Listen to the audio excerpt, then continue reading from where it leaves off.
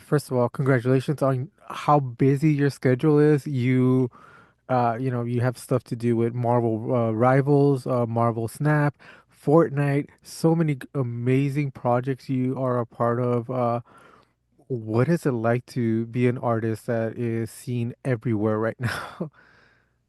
I have to admit, I feel grateful to be honest to work on those because I always, I mean, dream as a kid to work for those type of license, and now I feel grateful, and especially right now with Rival, that is, the trendy game at the Mhm, moment. It's the first time I'm actually working on something that is in the moment, and mhm. it feels great, and I'm also a player of it, so it feels no, I feel very lucky to work on those. As an artist and now getting to play the video game, what does it feel like to you? Are you nostalgic or are you how much pride are you getting from seeing your work on the screen? A lot. So it's gonna be kind of the first time in Marvel Rival because Fortnite, Mhm, people sent me a picture of the loading screen that is in the game, but I haven't played really the game, so I haven't seen directly. So I'm mhm, like, it's cool, but I'm not playing it. Marvel Snap, I was playing it and I've seen the card in the game, mhm. and I feel really, I mean, it's amazing. Like, it's an amazing feeling. Like, very proud actually to work on those.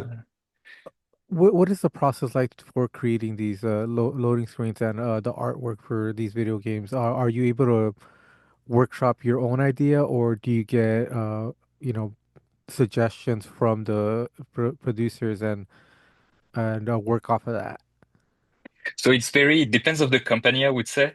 Usually, in general, they give you a brief, like a PDF with a description. Sometimes it's a long description. They have really a specific ID.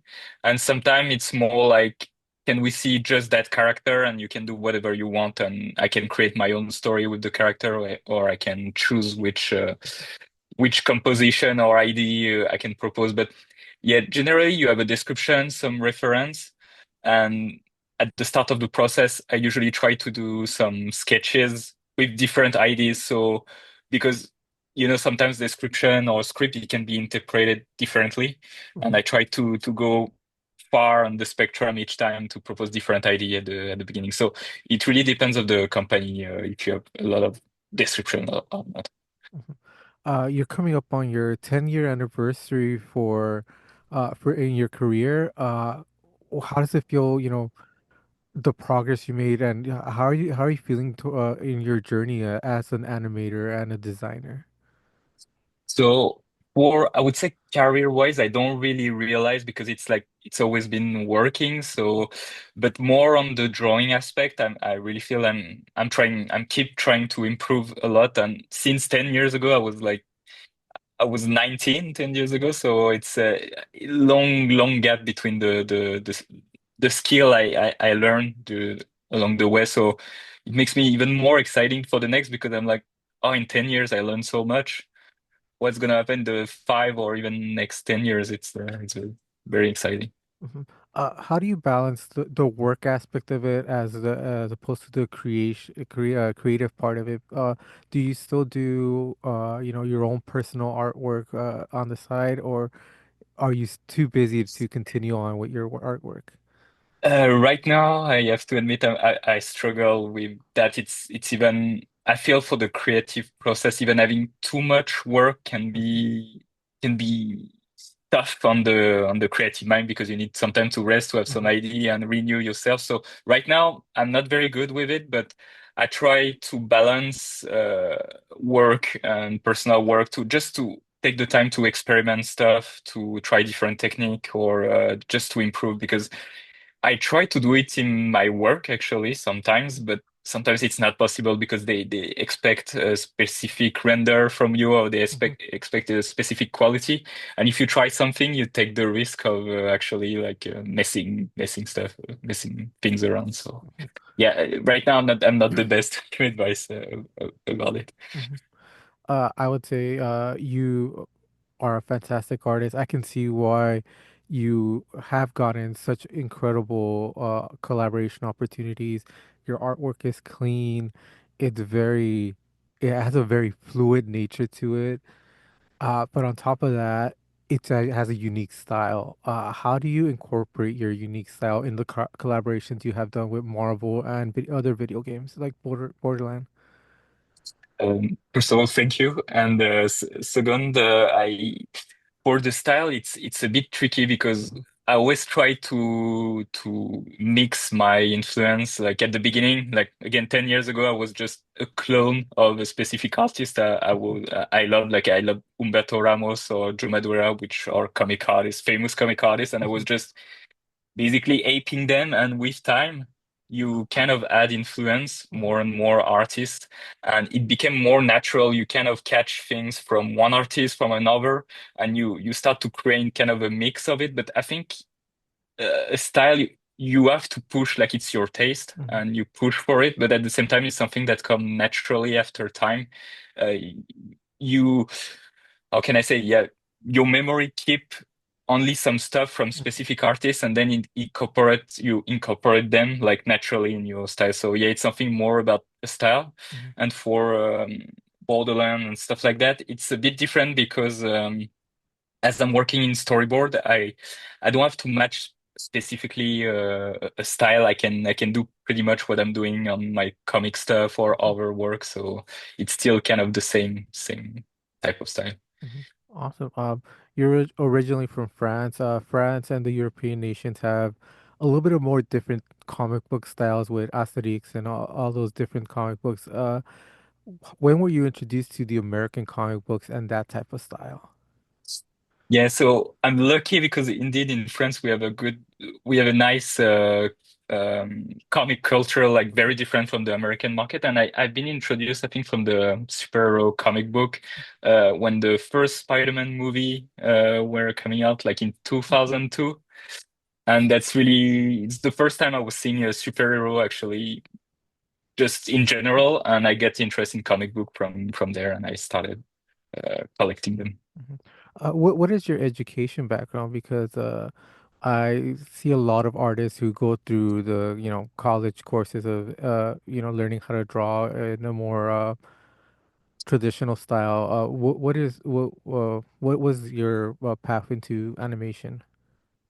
So I didn't go to art school. Like I did 6 months, but I quit because at the time it was a bit too expensive for what it is, and I felt that I could learn online for the Mhm, not paying that price and learning by myself. And my brother also is working is an artist too, so we learn together for like we make a deal kind of with our parents. We were like, can we stay home like for a year or mhm, almost 2 year, and then we get a job. And after a year, we were starting getting freelance, and then I got my first full-time job. But yeah, I pretty much learned as a self-taught online. There was a lot of art forum at the time. Everything was pretty much free. It was more like a community drawing community more than a business. Like people were not like everybody was giving their brush, their technique, their way of learning, and I think we learned a lot from my brother and I. We learned a lot from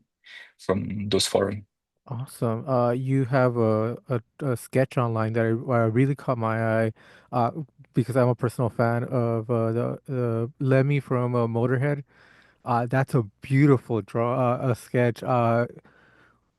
How do you begin a sketch like that, when you're trying to imitate actual real life? So I still struggle. I'm still learning about the matching likeness, but I always try to find the balance between not being too copying because I find it boring, like realistic portrait, I find it boring. But at the same time, when you stylize a character, if it doesn't look like at all that Mhm, celebrity or a character, it feels a bit off. So it's all about understanding proportion of someone mhm, and then trying to exaggerate them more or less. Like if someone has eyes far apart, big ears or stuff like that, you know what you can exaggerate and what you cannot. And I always try to find the balance.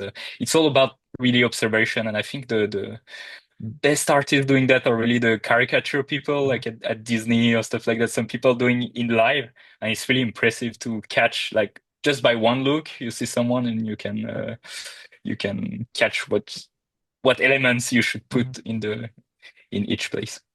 Definitely. And the other thing that caught my attention about your art is that a lot of it is pencil and pen. You're still doing very much, traditional artwork. Why did you choose that instead of, going straight to digital artwork on a tablet? So there are different reasons. The first reason is that I like working traditionally. I think it feels there is another feeling.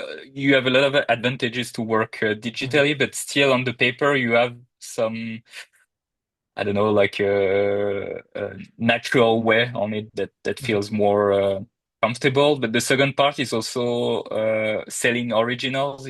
Right now it's a big market too, so it's worth a lot to actually produce an illustration and then selling it, especially when it's a well-known character. It's something that is worth it money-wise too. Hmm. Oh, awesome. And next part, how different is it doing your professional work as opposed to commissions, as opposed to your creative art? I always try so. It's different, but not so different in a way. I always try to treat even my personal work like seriously in a way that I have the same process. I'm trying to do different sketch and stuff like that. The difference is that I'm the only one deciding which way I'm going. Hmm. So I'm trying to be more free, like more bold on what Hmm. I'm trying to do because I know that it's me and at the end who's going to be a judge of that. But for professional work, I know sometimes there are some expectation, and depending of the company, I know if I can go really far in an idea, Hmm. or sometimes if I have to be a bit more shy, and stick to the brief because some company they don't like when you go too crazy, like with the design of a character, if you change too much some elements. So yeah, it's mostly that. And commission wise, I would say it's almost like personal work because Hmm. people gonna tell me like, can you draw this character? But at the end, it's my interpretation and most of the time people are not gonna be like very control freak on their commission, so I'm pretty much free to work on that. Awesome. And on your loading screen for Fortnite, Fortnite has about 350 million registered users. If 10% of those are Battle Pass buyers, that means about 35 million get to see your artwork. When you hear those numbers, how do you feel?